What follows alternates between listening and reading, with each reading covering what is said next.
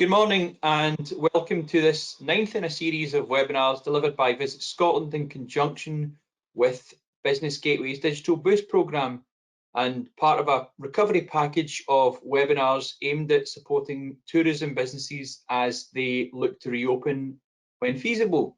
My name is Andrew Craig from Visit Scotland, and this morning I'm joined by Janine Marriott. Hello, Janine. Hi. Just a quick reminder before we get started, Janine, this morning on search engine optimization. You're all in microphone/webcam off mode, and we'll be distributing a link to the PDF version of Janine's presentation at the end of the webinar, as well as asking for your feedback via a link that we'll distribute at the end as well. If you have any queries about any aspects of search engine optimization, then please ask them via the questions tab in the GoToWebinar control panel, and we'll spend 10 to 15 minutes at the end discussing any questions that you might have. And just a quick reminder from DigitalBoost, this is a screenshot of their homepage. The programme delivers a lot of free services, including up to 21 hours of one-to-one specialist digital support. That's of course subject to your application being authorised by a Business Gateway advisor, and you can apply either online or by phoning your local Business Gateway office. All the contacts are on the website. The website also offers a lot of details on workshops and webinars which are taking place at the moment. Book your place again on these webinars on the website.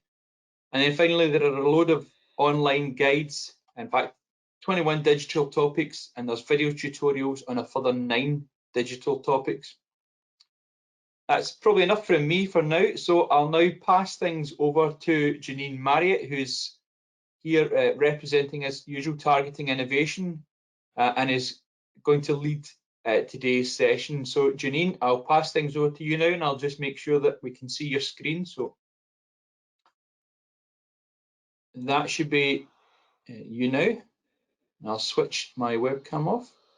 Is that me? Yeah, thanks, Janine. And down here, switch my webcam off as well. There we go. So thanks for having me along today. The goal of this webinar is to give you a few helpful small tips and tricks that you're going to be able to start working on today that's going to help get your tourism business in front of the right people and at the right time. Now, when you understand how search actually works and the reason why you're going to be doing it, and the reason also why you see the results that you do when you put your own search terms in, it's going to make it a lot easier to think about the type of content you're going to be creating for your customer.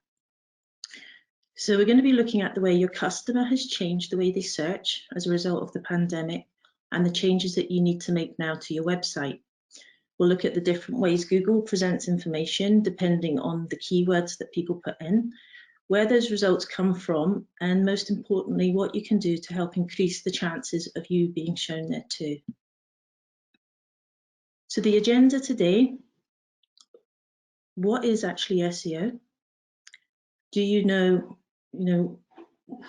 how search works, understanding and researching your keywords, understanding different search results, and how to measure your optimization and your traffic efforts.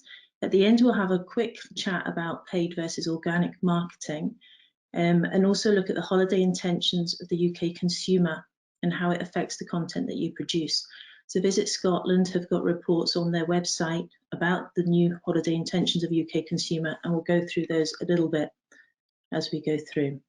So before we actually get started on the webinar, we're going to do a quick poll, just so that Visit Scotland can get an understanding of where you're at and what more helpful information we can put forward for you in the future.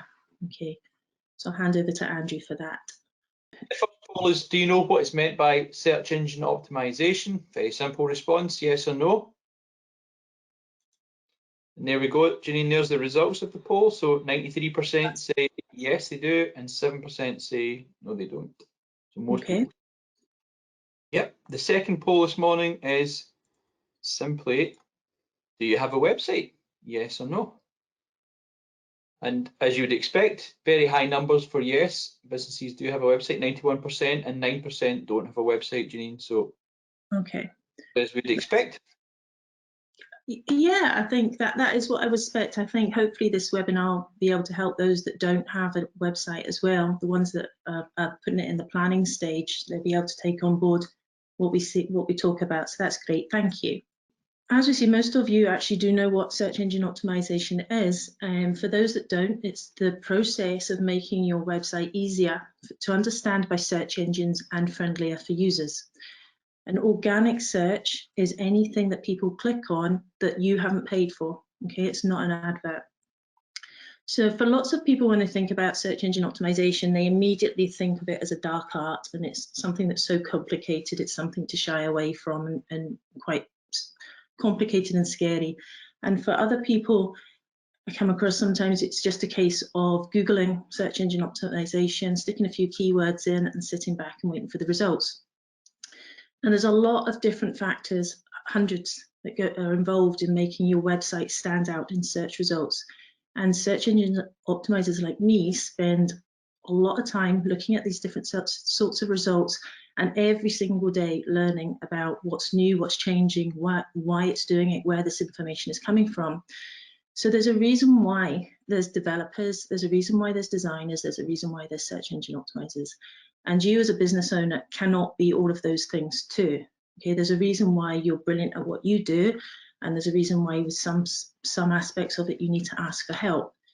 But there are things that you can do that will make a big difference to your results, and when you understand why you're doing them, it will make your life a lot easier. Now, the reason why you're actually learning about search engine optimization is to increase the quality of the traffic to your website. It's not just the quantity of it, and we'll look at that a little bit more along in the webinar. So the truth of the matter is that SEO is a huge topic, but you can split it down into subsets, which aren't necessarily different processes, but it's a way of breaking down a complicated process into smaller chunks. Content SEO, which is what we're going to be concentrating on today, is all about the relevancy and the quality of the content and how to make it better. Ideally, you want to be publishing content that users love, visitors love when they get to your websites, and that search engines can actually understand. That's the best combination, and it's where you're going to get the quickest wins. Okay, it's important to understand as you go through all of this that Google actually ranks pages. It doesn't rank websites as a whole, okay, which is why it's important that when you're looking at all of this, you're taking page by page and you're optimizing each page to the best of your ability, not just saying, right, I need my website to rank. It's certain pages. It's also important to recognize that it doesn't matter what page somebody comes into on your website. Okay, a lot of people get hung up on why is this page not ranking for this search term, but all my traffic's coming through from this page. But all the traffic is coming through to your website. That's great. Doesn't matter what page, as long as when someone lands on it, it's really easy for them to go and find the information that they're looking for, and for them to take an action that you want them to take. And that might be to phone you, to complete a booking, to fill out a form, whatever action you want them to take, as long as it's easy to find it, then you're fine. Another question we get asked is, why do you even need a website these days? And obviously the massive proportion of everybody on this webinar has a website, which is great. A lot of people argue that all of their activity, all of their content's done on social media, but your website is your home of your content. Okay, the first thing somebody's going to do when they hear about you is Google you. So your website is your digital shop front. So where you take pride in people visiting your actual premises, it's the same for your website. You can share the content on your website wherever you like, but it's the home, you've got control of it, and you can show how that information is presented to the world on your website. Nobody can promise you page one, number one result for a particular search term in a particular set of time. Okay, search engine optimization does take time, and even when you've implemented the changes you need to do, you're not going to get hundreds of people suddenly landing on your website. Okay, they'll come in time, but we need to give time for the search engines to actually find your content and read it. So as well as optimizing your website, you need to also go and hang out where your customers are online. Okay, for example, Scotland Holidays Staycations group in Facebook. Just as an example, go and listen to what people are saying, go and speak to them there, start encouraging people to visit your website as well. Okay, there is no point sending anybody to your website unless there's something for them to do there. So bear that in mind, and that's what we'll talk about later on. Before you do anything, and we're going to be looking at keywords in a minute, it's really, really important to take the time to figure out who your customer actually is. Now, writing content can be the most frustrating thing at the best of times, okay? And I know that, I find it frustrating as well, but it's a lot easier when you know who you're talking to. And when you're writing your content, after you've worked out who your customer is, if you imagine them standing in front of you and you're saying, oh, we've just bought these new fluffy pillows for our B&B, your customer's saying, standing in front of you going, so what? What does that mean for me? Then you're thinking, well, what that means is that when you come in from your walk, blah, blah, blah, you're going to get a better night's sleep. So you have to know who you're talking to. If you've been on any webinars hosted by Business Gateway or Visit Scotland, you will hear the presenters talking about avatars and customer personas all the time. And the reason for that is because it's crucial. Okay, the way your customers search has changed now since COVID. Different things are important to them. And although you already probably have great content on your website, I'm not saying that you don't, it's now time to readdress it to make sure that it's still relevant. Every piece of content you create, you need to know the reason why you're doing it and what you want someone to do as a result of reading it. Okay, there's no point talking about the fantastic new booking feature that you've got on your website if there's no booking button for someone to click. And I know Graham Kerr did a webinar, I think last week, or the week before, on making your website work. So I would definitely encourage everybody to go back and have a look at that in combination with this one. Now, as well as working out what your customer needs and wants, what are you doing it for? Okay, now the reason that you're doing search engine optimization is to increase the quality of traffic and hopefully improve the positions in search results that you're getting for various different terms. But from a business perspective, are you doing it to build brand awareness? Is it a new business that people don't know about yet? Are you looking to generate more bookings? Or are you simply wanting to, not simply, but wanting to send a lot more traffic to your website so you can then remarket to the customers via an advert? Okay, really think about what's your purpose for doing this, because when you can work that out, you know what you're measuring, and what you measure, you can fix, change it. This is part of a report that Visit Scotland has now on their website, and it's looking at the holiday intentions of the UK consumer. You probably would have heard this time and time again as well, but you are not your customer, okay?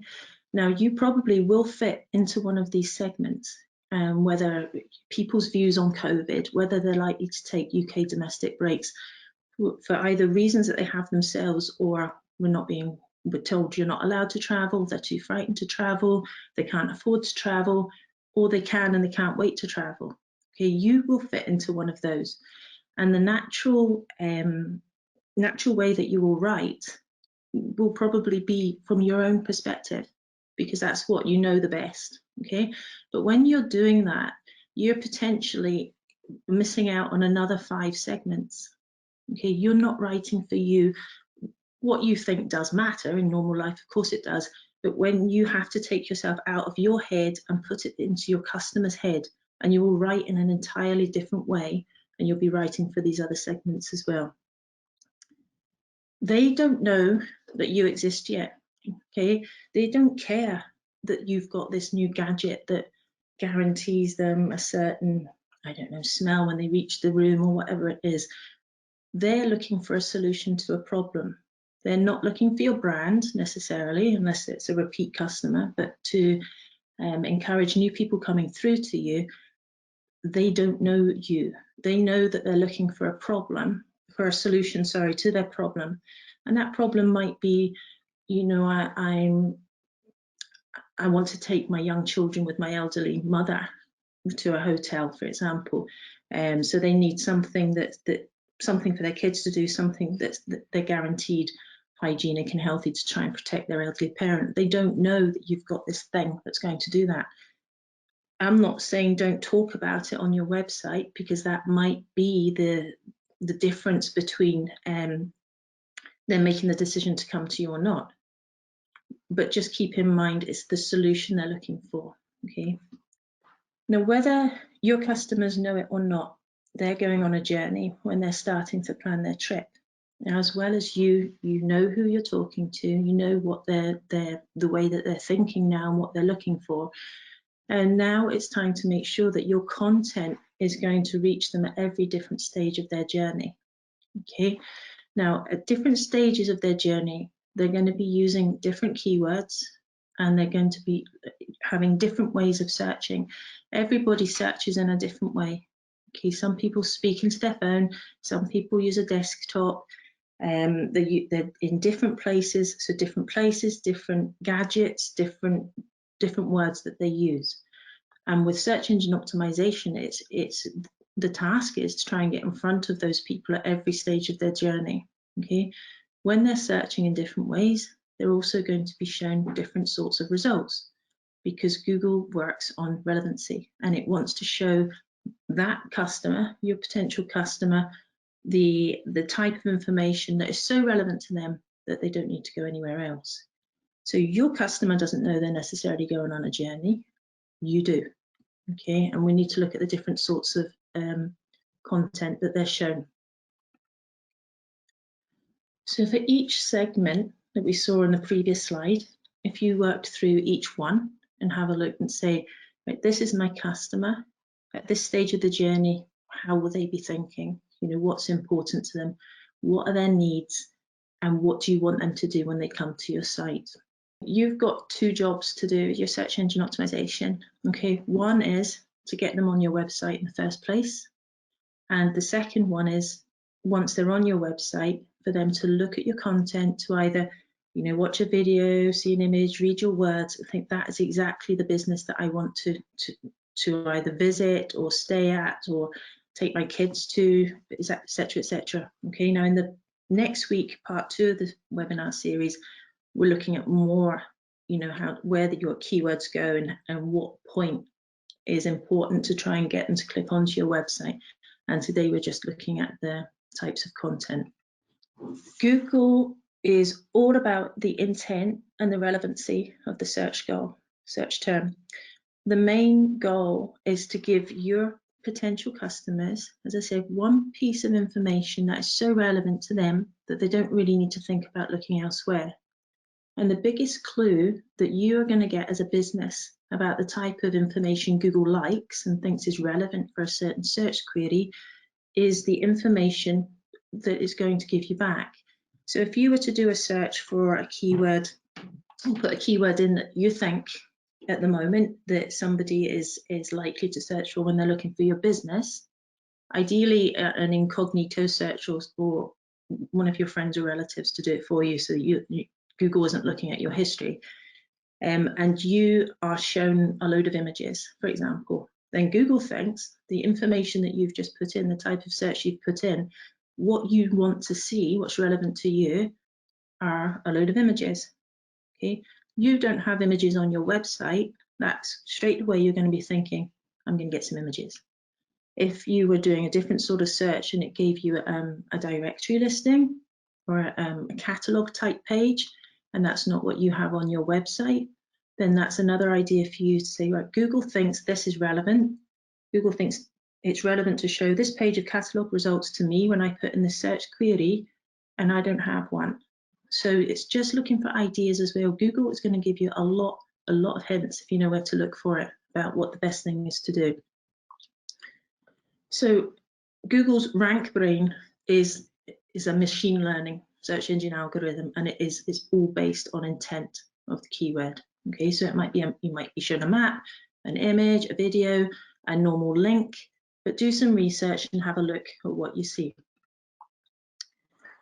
So before you even begin your search, Google's organized information about all the web pages in their search index. So you may have heard this many times. It's like a library, but obviously it's massive.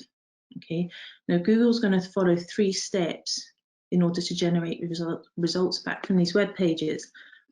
The first thing it's got to be able to do is see what pages exist on the web. Okay, so Google needs to crawl your page. Now, a lot of times when new websites are built, you can basically click a button in the back of the website that says, Google, do not come anywhere near this website until I've finished it, because it doesn't want to start reading it. Now, sometimes that button is left ticked, it's not unticked, which means Google won't find your website. Okay, so there's different tools that you can use. We'll talk about them in a second to make sure that Google can crawl your website. So the spiders will come in, read your words. So, yes, I can find your website. Once it's found your page, it needs to be able to understand the content that's on it. And the better that Google can understand the content that's on your page, the better it can then match it to people who are looking for your content in the future, and that's the bit that's called indexing. There's different ways to make sure that Google can understand the information that's on your page, and again we look more at that next week, next Monday. So when a user types in a query, Google tries to find the most relevant answer from its index based on lots of different factors. Okay, it's looking at the language, it's looking at the intent, it's looking at the device you're using, and also the history of your searches. And then it's going to give you what it believes is the best suited for that keyword. So to increase your chances of your site being crawled, there's 3-4 things that you can do. So I said just now, first of all, you want to make sure that Google can actually reach the pages on your site and they look correct. There's different tools that you can use for this, and when you get a copy of the slides, there'll be a URL you can go to that simply you put your domain name in, press the search, and it will come back, and simply put, it will say, yes, we can read your pages, or no, we can't. Okay. You need to make sure that your website is mobile friendly. And again, in the slides, there'll be a link to the mobile friendly test. But remember on here that Google ranks pages, it doesn't rank websites as a whole. So if you've got your important pages on your mobile, and obviously one of the most important ones is going to be the checkout page or the booking page, etc., you need to check that that's mobile friendly as well. Now, Google has got a new set of algorithms, search signals out that you might have heard of, called Core Web Vitals.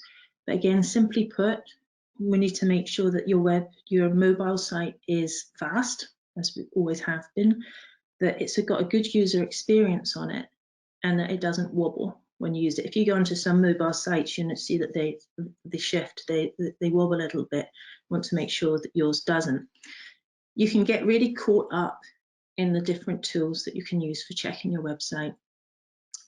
One of the best things I recommend that you do is get people to use your mobile site, but get people to use your mobile site all the way through to the booking process. Okay, because quite often it's when you get to the last stage that's where mobile versions of websites let you down. You want to make sure it's really easy to use and fast to load for the person that's using it, and using it on different sorts of mobile phones as well. Okay. When you first create a website, you should submit what we call a site map, which is a gentle way of saying to Google, here's my website, please can you read it? Okay. Google will find pages through links. It might have visited certain pages before. It might be referred by certain other sites, but you can request that Google rereads your site if you've made changes to your page by a free tool from Google called Search Console. Again, we'll look at that more in next week. So these links to these pages will be in these sites, will be in the slides, as I say. You want to have a good navigation system with an internal linking structure. And what I mean by that is when somebody comes onto your website, can they find what they want to do? Okay, get people to test it, come in, say to them, can you go have a look at this, book this event, do, you know, book a room or whatever, and see how easy it is for them to do it, to find your content. Again, if you go back and have a look at Graham's website, you'll get more information on doing that. The reason why that's important for search engine optimization is because when we're talking about Google wanting to give people the most relevant results, it also wants to give people useful results. Okay, if you have got people coming in on your page and finding it useful, they're going to spend time there. They're going to spend time having a look around, completing, watching videos, doing whatever it is they want to do. And that's going to send a signal to Google to say, this page is important, people are finding it useful. Okay, people are finding it useful, let's show it to more people. Right, so the whole user experience and navigation system, as well as making your website work, that's how it comes into search engine optimization. This has gone into in more detail next week, but just to give you a summary of it, to increase your chances of your site being indexed, Google needs to know and understand the information that's on your website. If you have got a lot of content on your website, it's all jumbled up, it doesn't read properly for normal people, let alone search engines, it's not structured in a certain way, and the content on it really is quite spammy. You maybe think that the words that you've written were useful for search engines, but it's sending the opposite signal. Google is not going to necessarily index that, okay, because it won't find it useful. Make it as easy as possible for Google to understand. Short titles, structured content, headings, paragraph, and useful information. Okay. And then having a look at increasing the chances of the site being served and ranked in the first place. Again, it's like a combination of those two things that we've just looked at. Nobody is going to wait for a slow site. You know that yourself. There's too much competition. If something's taking its time to load, straight off onto the next one. Okay, you're not going to bother trying to navigate yourself around a mobile site that's not friendly either. You're not going to want to blow up the text to have a look at it. Again, too much competition. Okay, so the user experience, useful content, and a fast page is going to help you a lot with your search engine optimization. So we talked a lot about keywords and the relevance of that. So we're just going to quickly go over then what they are and how you find them and to use them. So keywords are words that you put in or your potential customer is going to put in when they're looking for a search query. And they're also words that you're going to use on your website to encourage people, A, to find you in the first place, and B, to take an action in the second place once they're there. Okay, all the words on this slide are keywords. So any combination of words that you put in is a keyword, but there are different types of keywords, and different types of keywords will show you different sorts of results. Okay. So when we're looking at a keyword that has between 1 and 2 words in it, we call that a short tail keyword. Okay, these are automatically, not obviously can't speak for everybody, but people want to rank for these short tail keywords. It's a natural, you know, a natural tendency to want to do, and I understand that. But the fact of the matter is, when you can go back and realize that Google is going to show results on intent, okay, there is not much intent behind this keyword, Scottish tour. It's too short, it's too generic, it's massively competitive. And if you get traffic to your website for Scottish tour, the likelihood of it converting is really low, okay, because the person that's put in that hasn't really nailed down what it is that they want yet. And the results that you see will, you know, reiterate that. Okay, so here you're having Scottish tours, official tours of Scotland since 1907. Really generic. It's not anything special. You've got obviously Visit Scotland there, that's got a variety of Scottish tours on it as well, to try and get somebody interested and give them ideas of types of tours that they want. And really that's what this keyword is. They're looking for ideas. They've not necessarily made up their mind yet. Okay. when you get a longer search term, like you're starting to narrow down and it's becoming less competitive and there's a lot more intent behind this. This person that's putting in tour of Scottish gin distilleries knows what sort of tour that they want to go on. And again, the types of results that you see in the search results are going to be more tailored to this sort of query. Okay, the competition for this is less and the intent to buy is a lot higher. So the more detailed a description that somebody's putting in terms of a long tail keyword, the higher their intent to buy and the higher the chances of them converting if they land on your website.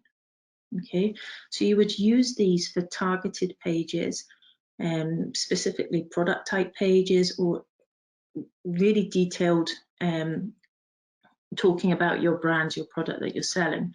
The short-term keywords, I'm not saying don't use them, you absolutely should use them, but more kind of a sprinkle throughout your content.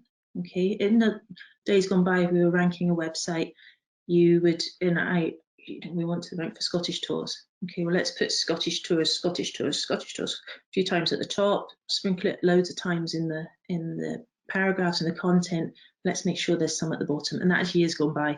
Google obviously is a lot more intelligent now, and it's almost working on a human-based type of understanding. It can understand what people are looking for.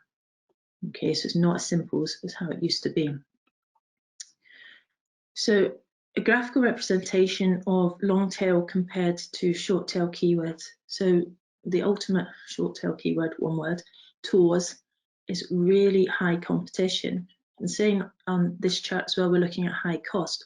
Search engine optimization isn't free. A lot of people think it is free. It takes time. Your time isn't free.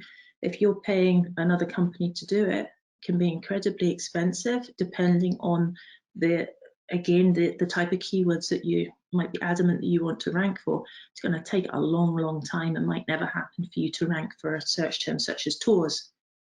But when you decide and understand why it's more important for you to rank for tour of Scottish gin distilleries, obviously if you're in the gin industry, but relative to whatever industry that you're in, it's a lot quicker. It's a higher probability of conversion, and it's going to be a lower cost to you.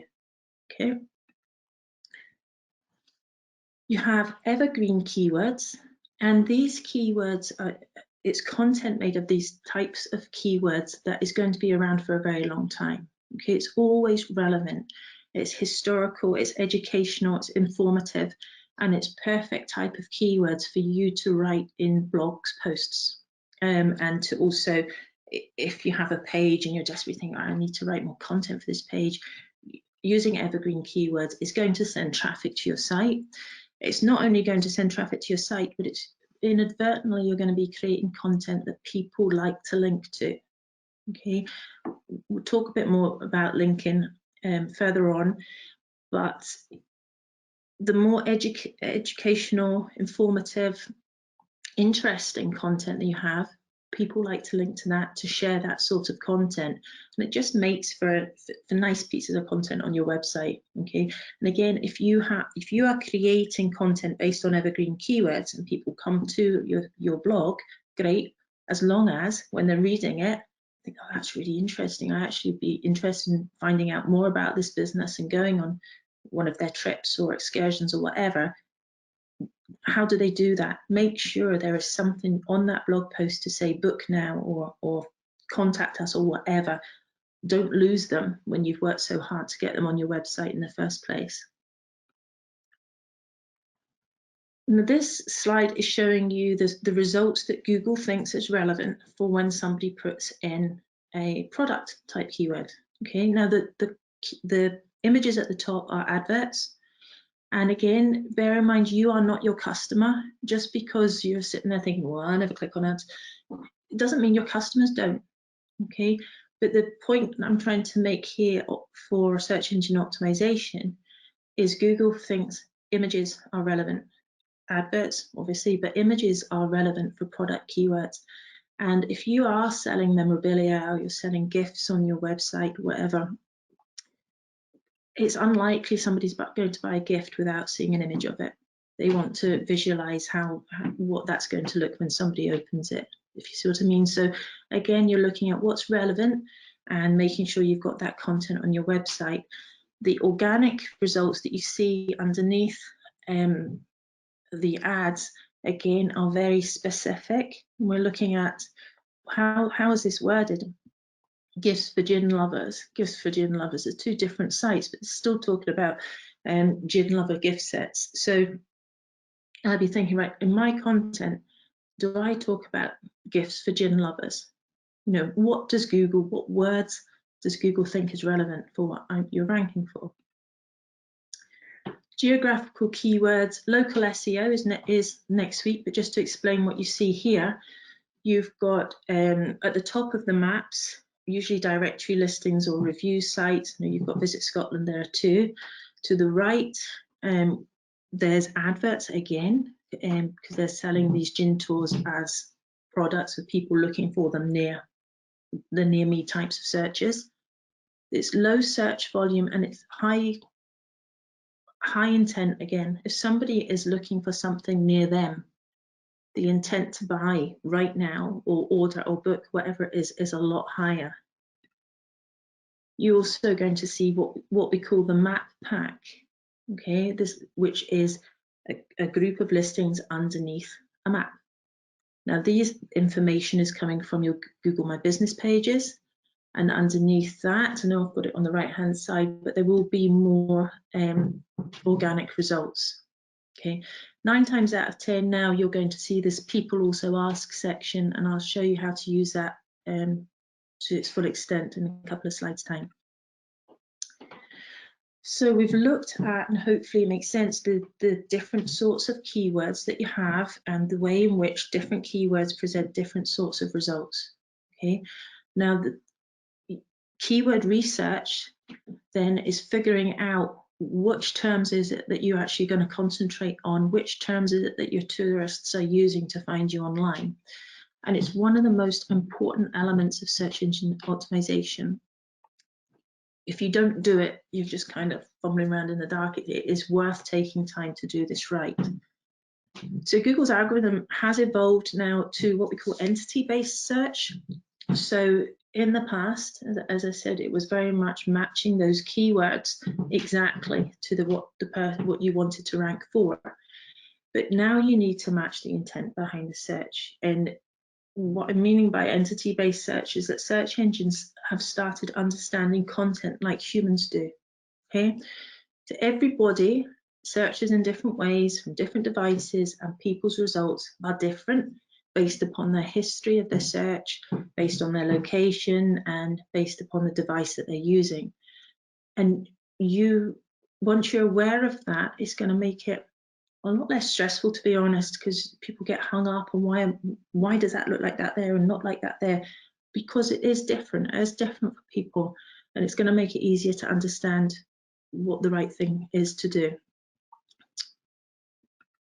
Okay, now when you're looking at this slide, if you come out of your tourism business head, and just go back into you as a sat at home on a Sunday afternoon head, probably still thinking about your business to be fair, but more as a hobby. If you can look at this slide in a way that you would search for, say, a new camera, then you can apply it to the way that your customers search. Okay, so you're sitting at home thinking you need a new camera. That's it. Was your first search going to be maybe best cameras to buy in 2021? That is a short tail keyword. That there's no intent behind that other than you're looking for a good camera. There's thousands of cameras out there, if you know what I mean, but that's where you start your search. You've got no desire at this time to buy a specific one. So you enter that search into the query. It's like to query box, it's likely that you're going to then see paid and organic searches. You're going to browse through the ones that you think are going to give you a good match. Click on something that's appealing to you, probably read more about it. Oh, I didn't know I could get a camera that does that. Come off. Your next search is going to be new digital camera that can capture wings flying at whatever speed, I don't know. So your intent to look for a specific camera is a lot higher. Okay, go onto the website, you follow the same process again until you find that make of camera that you want. Okay, and it's that product that you're putting in because you've had all these ideas, you've looked, and now it's specific. Your intent to buy is a lot higher, but the process that you've gone through hasn't been just one click, one search, one decision. Okay, you're having a look around, which is why you want to rank for specific search queries. Okay, so where are you going to actually find these keywords ideas? The natural place for me to tell you to start with will be Google Keyword Tool. So it's a free tool from Google, mostly used for Google Ads and people looking for words to advertise on, how much it's going to cost them, what's the search traffic. But there's a really basic how-to guide to use AdWords for just the keyword tool at the end of this session for you. So you can start with a generic keyword, and it's going to give you an idea of types of words that you can use off that. So what I would take from this, although I'm only showing you a slide with 5 keywords in it, depending on the industry, depending on the keyword you put in, you're going to see a lot more. But I'm taking from this, I put in gin tour. I say, all right, okay, well, there's the word experience. I hadn't used experience in my content. I'm going to use experience. So you might call it a tour. Other people don't. What you think is important in your business, and you have not pet names, but words that you call what it is that you do. I don't call them that. I'm not looking for that when I search, nor to other people. There might be 5 or 6 different types of words that people use for the same thing. And Google's intelligent enough to bring in that context and recognize that. What I would suggest that you do, or recommend that you do, is use these words when you're creating content to bring them in. You can also put in a website. So if you see a website that's always ranking higher than you in search in the results, and it's frustrating, there will be lots of different things that go into why they are above you, and they might not be above you for the person next door, for example, but they're going to be high up there anyway. Put their website in, look at only their page, and get examples from that as well. Okay. So here, not only am I going to be targeting gin tour, it's going to make me start thinking about gin tasting. Do I talk about that in my concept? I know I do it, but have I included that in my content? Use that as an idea too. Another tool you can use for a free tool is Google Trends, which is going to tell you which people are searching for. And I know a lot of presenters will go into Google Trends in more detail. What I'm wanting you to take from this slide today is the related queries part of it. Okay. Just because you are wanting to promote your hotel or your business around you, okay, people are also looking for things around you. They want things to do near you. They want to stay at your hotel and go for a walk, or go and visit local shops. So you talk about the things that are around you, not just what you have. Obviously, you are your most important priority. Of course you are, but team up with people near you and think about, can I talk about that walk? So people are coming for play on my trampolines. Is there maybe something they can combine with that? Is there a local cafe? Put the whole package together for them, because it could be the turning point whether they book or not. Using Google Trends during the summer, obviously people were searching for things to do near them, and with the rise in the number of people either having to stay close to home, or so the services you offer that used to be targeted maybe for people traveling in, there's a higher need for things to do near you. This is where local search is going to kick in, and that's on Monday. We look more at that. Google is your friend. Google is going to give you a lot of information if you know where to look for it. Okay, so these are 3 things I use regularly. The alphabetical searches in the Google Suggest tool. Put in your main keyword and literally keyword A, keyword B, keyword C, go through. When you find a keyword that you have that resonates with you, or you know that that's what you do, put that in and you start the whole process again. And what you're doing is creating a whole series of long tail keywords that have higher intent, that are more likely to convert, and that is brilliant content for your website. Okay. People also ask section, you'll see this time and time again. These are questions people are asking. If you can answer these questions within the content on your website, you're inadvertently optimizing your website for voice search too. Okay, there's more that goes into it, but this is a big part. Every time you click on one of these arrows, more information, another question will appear. Don't copy the answers. You know your business better than anybody else. You've got your own brand voice. That's what resonates with your customers and your future customers and your repeat customers. Don't be anybody else, be you. But what I'm saying is take these titles of the questions and answer them, because people are asking them and they're not just one person that's asking them. Okay, bring that into your content. If you've got a website where you're talking about specific services and products, rather than having one big long page of frequently asked questions, what I would recommend that you do is you map them out, you plan them. So if you're talking about, if you've got I don't know, a trampoline and a bouncy castle, and you're encouraging people to visit them, your trampoline questions are on your trampoline page, your bouncy castle questions on your bouncy castle page. It's not just one long page of frequently asked questions. Okay. Coming to the bottom of the search results, you're going to have searches related to that query as well. Now, when you're doing your keyword research, it's not just about optimizing your website for the words and the content that you know about. Use it as well for ideas for adapting your business. So everybody's had to adapt their business in some way, and desperately racking your brains of what can I do differently? What are we going to do now? So what I would be looking at these results for and saying, right, gin tasting at home and virtual gin tasting. These are words that you can incorporate into your site if you do them.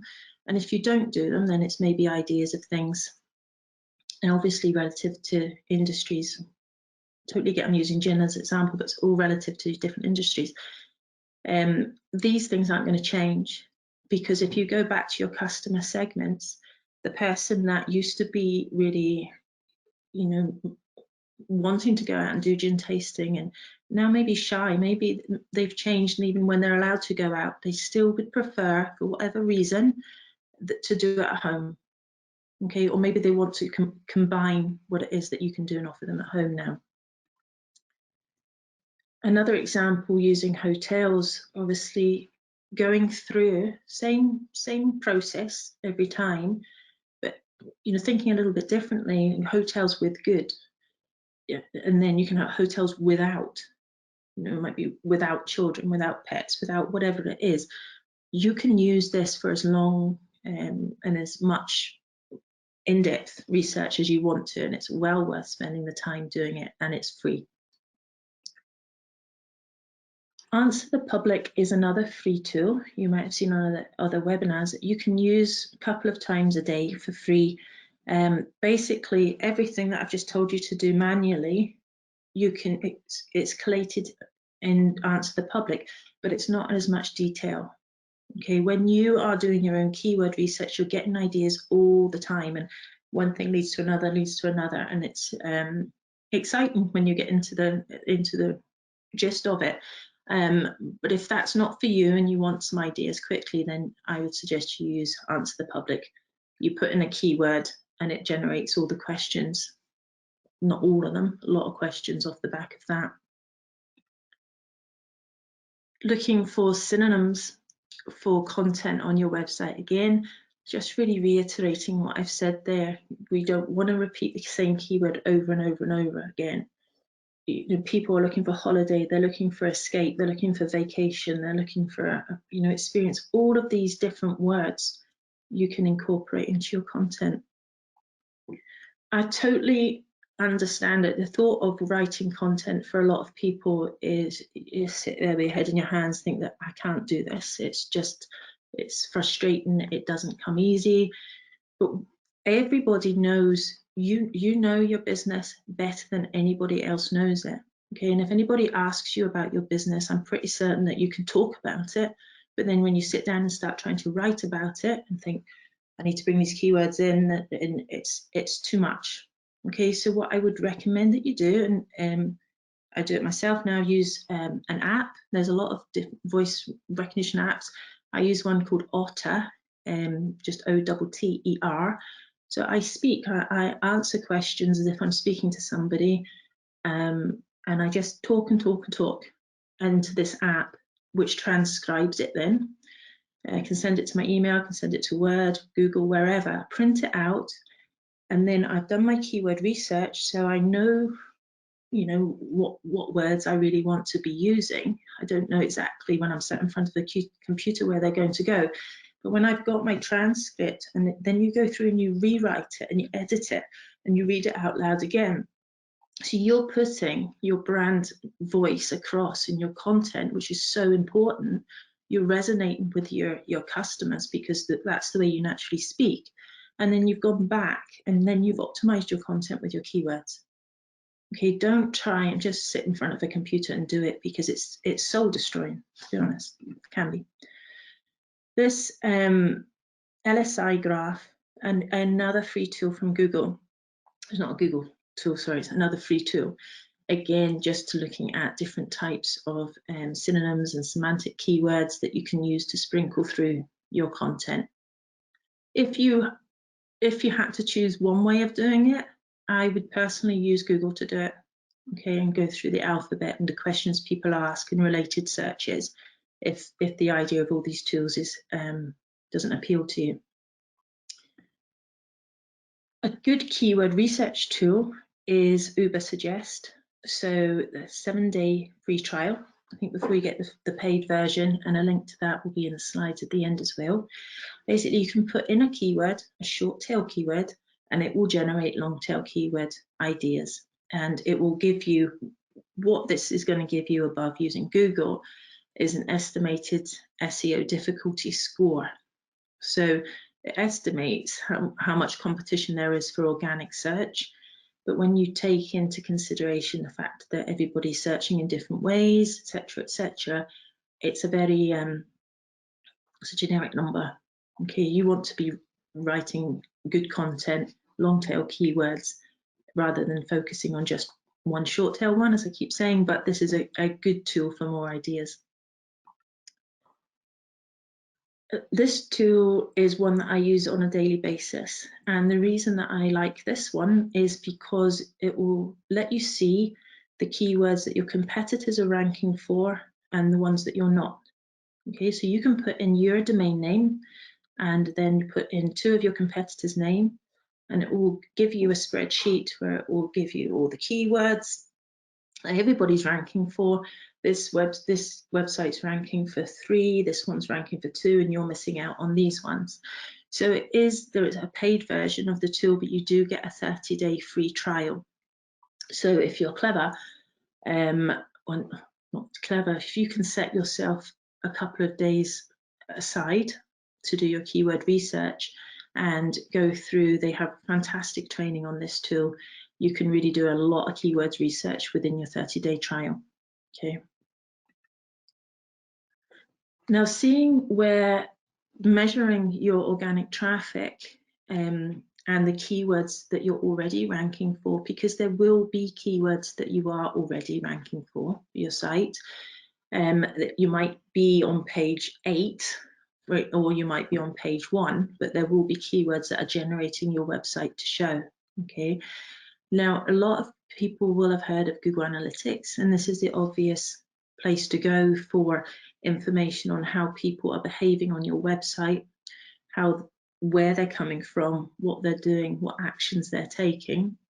And you can measure the increase of your organic traffic, your direct traffic, referrals, etc. And again, I would encourage you to go back to the analytics webinar a couple of weeks ago, last week I think, on Google Analytics and how to best use it.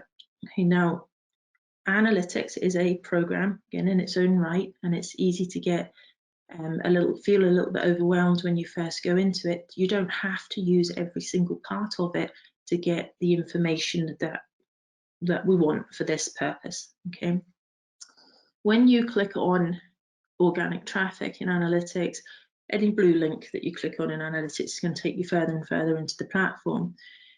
But I want to see what keywords we're ranking for.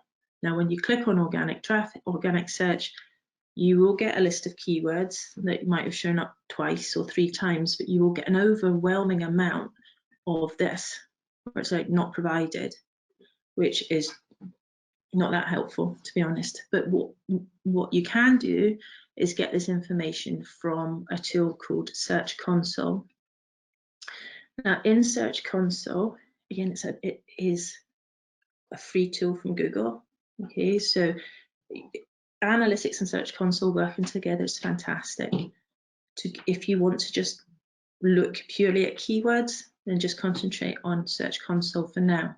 Okay, this is an example of the slide is showing that these search terms have shown up this many times, these impressions and search results. You can also go deeper and you can look at the pages that are showing up for these search terms and the number of times people are clicking on them. So Search Console, again, next week we'll go into more detail on this, but it lets you see quick wins. So you can get ideas, again, for types of keywords that you might not have thought about. And you can see in it, if there's a certain page on your website that might be at the bottom of page 1, maybe, and there'll be some tweaks that you can make with your content and your keywords and the structure of your site that can bring it up a few places. And the difference between the bottom of page 1 and the top of page 1, the amount of clicks you get is massive.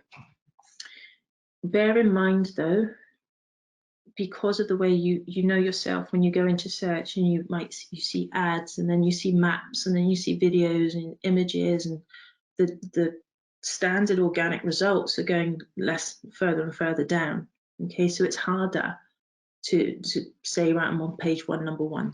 It's difficult, but it's possible. Okay, so you can use Search Console for all of that information. Now, I don't think there's any point in me sitting here telling you about different search engines and how many people use them, and you know, that mobile usability is up whatever %. We know lots of people are using mobile and will continue to do so, and Google is the biggest search engine. Okay, now I speak to a lot of people all the time, and you know, we talk about Bing and different search engines, and I am not by any stretch of the imagination saying that they're not important. I'm not saying to ignore them, but what I am saying is that Google is the red line at the top of that chart, and there's a reason why we're concentrating on Google today, because that's where the majority of the traffic is coming from. Now, you have also got Facebook and TripAdvisor and Instagram and YouTube and everything else that you feel that you need to be keeping on top of. Okay, what you learn when you're doing your search engine optimization, you can apply to other places that you are optimizing for on the search engines. Okay, Facebook is a search engine in its own right, and all of these different platforms have their own sets of algorithms that change regularly. Okay, it's really difficult to try and keep on top of them all, near impossible. But the one thing that they have got in common is they all want to give the person looking through them the most relevant results. And the relevant results comes by the way that somebody searches, and the way someone searches is coming from the words they use. So take the keywords that you're going to be figuring out after this webinar and go back and have a look at your Facebook About section, and you know, how do you describe yourself on TripAdvisor or whatever, and make sure that those keywords are resonating with the person that you're talking to. Okay. Now, we have spoken a lot about the different sorts of results that you see and the different keywords that you use, and it would be wrong for me not to bring in a little bit about the growth of voice search. Voice search is a webinar in its own right. It's a topic in its own right. But when we spoke before about you answering questions that you see in Google search results, and you're inadvertently answering questions and optimizing your site for voice search, Google brings these answers in from different places, and all the search devices have to get their information from somewhere. And you think, oh, where is that information coming from? Okay, so this further slide here is a brief overview of where the content is being pulled from. What to take away from this is that you can see Google, not surprisingly, brings its information in from Google My Business, which is Monday, and Google itself. Okay, Alexa, we're talking about search engine optimization, is pulling information from other directories, namely Yelp and Yext. Okay, and you can see also on there Apple Maps, Connect, and Bing. So when you are looking at where your business is online and you're optimizing your website, take away from this as well, if you wanted to start optimizing for voice search, make sure your business is listed in Yelp and Yext and Bing. Okay, and the keywords that you've learned and the type of content that you'll be writing on your website, don't just keep it to your website. You're putting a lot of time and a lot of effort into actually writing this content and thinking who your customers are. When they Google you, make sure every place that you can be seen is giving the same impression. Okay, those customers might find you on Yelp, they might find you on Yext, they might find you on Google My Business, but they need to know it's the same business. You don't just keep it for your website. Okay, you've put in too much work to do that. Paid versus organic traffic. Really here is just to reiterate the point that search engine optimization is not a quick fix. Okay, it's absolutely 100% worth putting in the time and the effort to get the content right and to optimize your website. Definitely need to do that, but you need to be realistic with yourself. These things take time, and there's a reason why some websites seem to rank really quickly and some websites are going to take a bit longer to do that. Okay, it might even be you've got a brand new website, it's not going to end up on page 1, number 1 next week. Okay, unless you are, a really random keyword that nobody ever searches for. Yes, then that's possible, you can do that, but realistically it's not going to happen. It takes time, it builds up, but it's really well worth doing. Okay, if you want really quick hits to your website, the only way of doing that is really through paid search. Okay, and that again obviously is another webinar, another topic, and that's something else to do, but it's just to make sure that you set your expectations. Go back and let people know that your website is there.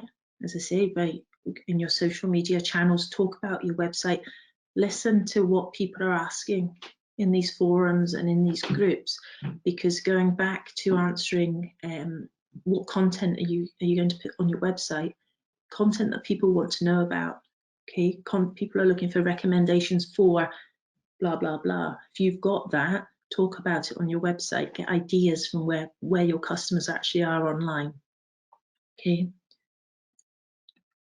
and then just to recap before we summarize and go to questions, if you have to take one thing away from today, if it's just one thing, let it be that you get out of your head and into your customer's head. Okay, they don't know you exist, they're looking for a solution to their problem, and when you're writing your content or talking your content into your app or whatever it is that you do, imagine them then saying, so what does that mean? Because you will then go on and answer those questions in a lot better way. Okay, remember that long tail keywords are going to bring in more traffic that is more relevant, higher quality, and more likely to convert. Don't get hung up on the fact that your website doesn't rank for the search term that you think is important. It's not necessarily what your customers are looking for. Okay, until you've done that keyword research and got into the head of your customer, you're not going to be able to figure that out. go through this here, getting to know your customer. I know I keep going on about that, but give them a name, give them a face, give them children or not, give them pets or not, give them an income, let them really know how they think and what they feel. Remember, everybody is searching in different ways on different devices. Next week, we're looking at local search more, okay, and local, whether it's a near me or whether it's a hotel in Dundee that I'm looking for. Those types of searches are different to generic. My website is ranking for these types of searches, okay. We'll look at them, as I said, next week. Again, long tail keywords of higher intent. Let your customers know your website is there. Okay, don't just wait for the search engines to read it. Start sending traffic, but make sure when they get there, there's something for them to do. Do not take so much effort into what you're doing and so much care and effort to lose them either on the checkout page because it doesn't work on mobile, or because there's no call to action, or there's no download a video, inquire now, phone us. Okay, and remember, it doesn't matter what page your customer comes in on, as long as it's really, really easy, as I said, for them to take action as a result of finding you. So hopefully that all makes sense and helps a wee bit. And I will sign over back to Andrew now to take over. Thanks for listening to me. Janine, thank you so much. That was not just informative, but highly practical. And I completely agree with you on the customer persona, customer profiling emphasis that you've just put across. For so many businesses, they don't think of it from the perspective of a customer, but getting that mindset of what does a customer want from me, what does a customer want from my website, should, as you rightly point out, help us all in terms of how we set out our website, but also the content that we put on our website at all as well. That question that you said, so what question around what customers will be saying, it's so relevant. So thank you very much for that.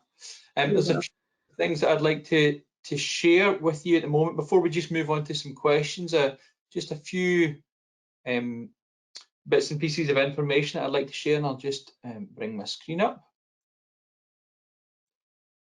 Firstly, Janine's been talking about websites, and some of you have asked this morning about, or some of you in the process of setting up websites, and something that's is highly relevant just now is, or has been in the press a lot recently, is cyber security and cyber crime. Don't have your business ruined by random hackers. There's an excellent, just if you want more information on this, there's an excellent guide, small business guide, and I'll put the I'll just put the link to that in the chat if you want more information about cyber security and making sure your website and your personal details are secure online. Then I've just put the link to that in the chat. Secondly, Janine's mentioned it already, but we have another search engine optimization part 2 coming up on Monday next week. That's the 29th, from the same time, 10 until 11:30 a.m. And there's some useful links and resources on this screen as well. A few of you have asked about slides being distributed, and they will be distributed in due course over the next couple of days. But you'll all receive the slides by email. Janine, you've also created a handout, haven't you? Which I've put in. Yeah, there's a very helpful keyword planner, basic keyword planner that Janine's created, a PDF. You can download that just now. If you look in the control panel, go to webinar control panel, there should be a little section, little handouts tab, and you can download the PDF there. Some of you are saying that they can't access the handout. If that's the case, then we'll get that added to the email that we send out as well. But there's the handout if it's available for download. And then finally, I just wanted to point out Visit Scotland's current latest marketing campaign, which aims to encourage everyone to enjoy the countryside, Scotland responsibly.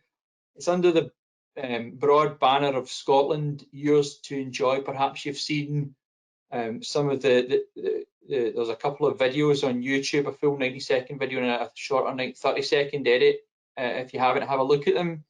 And then feel free to share on social media. The campaign tweet is hashtag, so the campaign hashtag is hashtag respect, protect, enjoy. Share that on social media, share the message, join in, share your responsible stories, your promises and your collateral. If you tag, remember, if you tag Visit Scotland, we will see your posts and we'll be able to share where it's appropriate. It's also a responsible tourism landing page, which is visitscotland.com/about/responsible-tourism. My colleague will put that in the chat in just a minute as well. Lots of information for visitors on how to travel around Scotland responsibly, including links to the Scottish Outdoor Access Code, to the interactive lockdown loo map as well. And then finally, our visitor promise page can be found at the address that you see on the screen there, where we ask visitors to make a series of commitments to responsible actions and behaviours to respect, protect and enjoy Scotland to its fullest. And from a business perspective, it's not just open to visitors, but it's also open to you as businesses. And you can say, we as a business have signed up and pledged to ensure that we are doing our best to protect and be responsible about tourism in Scotland. You can view, download and share any assets on responsible tourism, artwork, the Visitor Promise PDF from our digital media library, which is at assets.visitscotland.com. And I'll keep that information up on the screen just now whilst we have a look at some questions. Janine, I wonder if I could ask you to come back onto your webcam again. That'd be great. Here I am. Quite a number of questions this morning, Janine. Colleagues have answered some of the questions personally, but there's a few that I thought would be worthwhile flagging up this morning. One of these, a business has asked, how would you use a keyword containing or pertaining to the sort of near me synopsis that Google has in either a blog post or on your website? What if you're not using first person? Is near me or near you also good? Or does Google understand if you say, for example, near Glasgow, to show content to someone who searches for something near me and is based or is in and around Glasgow? Okay, so near me searches, local searches are based on relevance, prominence and distance. Okay, so if somebody's searching for near me, the type of results that they're likely to see will be coming from Google My Business pages anyway. So I would be concentrating on your optimizing your Google My Business page and your local directories, which we'll talk about more on Monday. So for people, near me is a search that lots of people use, but because of the way that the phones and everything are evolving, even if you don't put in near me, if it's a search term that Google thinks is a local search term, you're going to be shown local type results, which will be the maps and which will be Google My Business. So you would want to concentrate on them. Does that answer that? Thank you. Yeah, it does. It does. Thank you. Quite a number of folks this morning are in the process of setting up a website for their business or are changing to a new website, and a few folk have asked questions around how to ensure that they are able to access content on their website or change the content on their website when they're signing up with a web developer. Is there anything that you would want to say that they should specifically be aware of, that they should perhaps bear in mind when setting up a new website as regards to content that appears on the site, and perhaps as regards to getting access to analytics or things along those lines? So I would make sure before they change over or move to a new site that they know everything about how their current website is performing from a search engine optimization point of view. From first of all, the words that your website is already ranking for, which you could get from Search Console, and also the way that what's equally as important is the way that people are traveling through the website at the moment. So if somebody puts in a search term into Google and lands on your web page and doesn't find that the content doesn't match what they've looked for, their intent kind of thing, they're going to come straight off. Or if they've landed on a web page and they can't find what they're looking for, they'll come off. So when you're looking at a new site, you're looking at two things. First of all, the way they travel through them to make changes to your new site, and to make sure that you're making the most of the keywords that you're already ranking for. So you want to pull that information out of Search Console first. Really I would recommend a good audit of your analytics in your Search Console first, so you're not missing the opportunities or what you've already achieved. Okay. Once somebody has on the point of setting up a new website, once somebody has set up a new website, another business has asked, is it important to keep changing the content in your website? For example, having a regular blog that you publish often, or changing content around perhaps the seasons of the year? How often should a business change and update the content on their website? So you're going to have your main pages about your website, and into that might not necessarily be relevant to always change. You can have your blog posts. You can have really good blog posts that you can keep updated. So you'll be using your evergreen content for that, and you can add more content by way of blog posts as regularly as you want to. So without getting too techy, Google will have given you a crawl budget. So Google will come in and read your page. The more your content changes, the more you're going to encourage Google to reread it. But I wouldn't be updating your main homepage and your main product pages and everything, unless you're continuously optimizing them. You know, if you're checking them and you're tweaking them and things like that, then yes. But I wouldn't change the big bulk of content. And make sure that if one of your pages is ranking, you wouldn't want to go and then change that content. Do you know what I mean? You wouldn't want to update that. So I would update by way of blog posts, but make sure you know what's working and what's not, and optimize off the back of that. Okay. Yeah, that makes sense. That completely makes sense. A few of you have pointed out that the cybersecurity link for some reason doesn't work, which is ironic considering it's a cybersecurity link. Don't worry, I'll get that included in the post-event email that will be sent out over the next few days. What tips, Janine, do you have for prioritizing content? For instance, if you have two products and you want to prioritize one over the other. What makes you most money? Okay. If you've got a product that if you've got a big website and you think, where do I start? Okay, so I would start, and you maybe got categories or different navigation structure, and think, right, this is a little bit overwhelming. You put it into chunks. Concentrate on what's going to make you the most money first.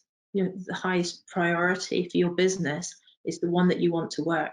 Put everything into that, and then tweak it, and once it's working, and then put it into different stages of your website, but definitely prioritize in that way. Thank you. Somebody else has mentioned that they blog twice a week, which is commendable, I have to say. They asked the question, Janine, should we submit a sitemap every time we post a blog? No, Google will. If you've got a sitemap and you're adding to your sitemap when your new blog is being added to it, Google will crawl it. Google will find it through that eventually, depending on, again, your crawl budget and how easy it is to find it. Where I would say to resubmit a URL, you can submit an individual URL, is if you've gone and you've optimized one particular page and you really want a quick fix for it. See, like, Google will find it, but there's nothing wrong with hinting to Google, can you please reread this? But it depends on the speed. I would wait a few days after you've done the blog post and check to see whether or not Google's read it and indexed it. And if not, then I would give it a little push. But you can't you can't put yourself in a queue in a place in a queue, you're still going to rely on Google reading that.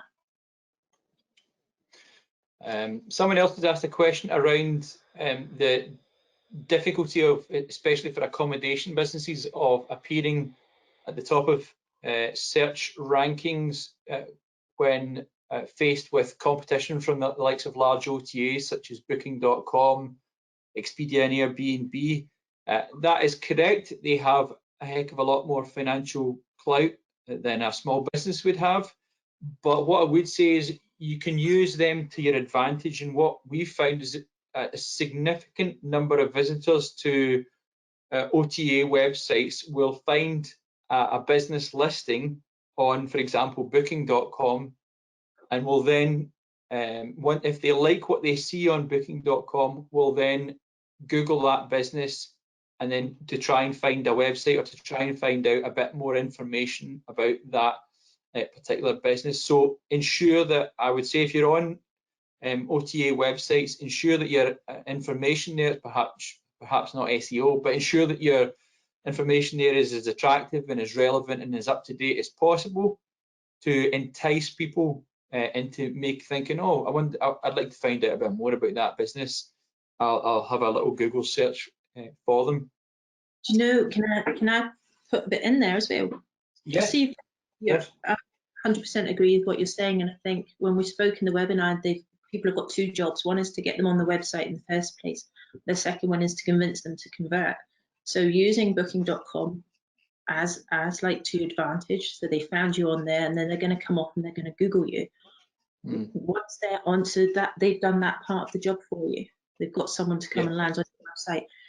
If you go through the likes of anywhere that people can leave you a review or leave your competitors a review, and look at what people are talking about, what they really liked about your place or somebody else's place, and if you've got that, because on your website, then that's where you're going to convert them. So you've got a brilliant opportunity to take all the keywords and long tail keywords and everything that people like about what you do and put it onto your website, so they're going to think, yeah, you want them just to read it or see a picture for them to think, that's exactly why I'm going to book through them. Yeah, indeed. Highlighting what guests like seems to be great advice, Janine. Thank you. So, Janine, I think we've got time for one final question. It's around hashtags. Do words with hashtags have any impact at all on SEO? Are hashtags relevant to keywords at all? I thought that was going to be the answer. That's right. Very simple. In fact, no, I've never seen any chat or tests or anything to do with hashtags in SEO. But certainly, Twitter used to be included as a ranking factor by Google, and if you had a Twitter feed, Google would bring that up pretty close to the top of the page. But if am I wrong in saying that they've stopped doing this recently, Janine? No, well, I thought you meant, sorry, for actually content on websites. So Google is looking at everything that you do, and if you are interacting on a certain Facebook page and people are writing relevant content, then you are going to get shown those results. But in terms of content on your website, then I wouldn't. Oh yeah.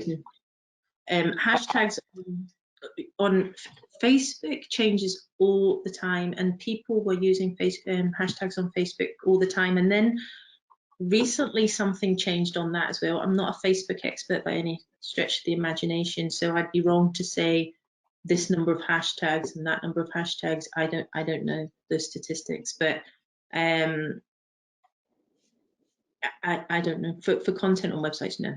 But for engagement and Google wanting to show you things that you're interested in and that are relevant to you, then using it in that way, yes. Yeah, brilliant, brilliant. Janine, thank you so much for your time today, and we look forward to seeing you again next week for part 2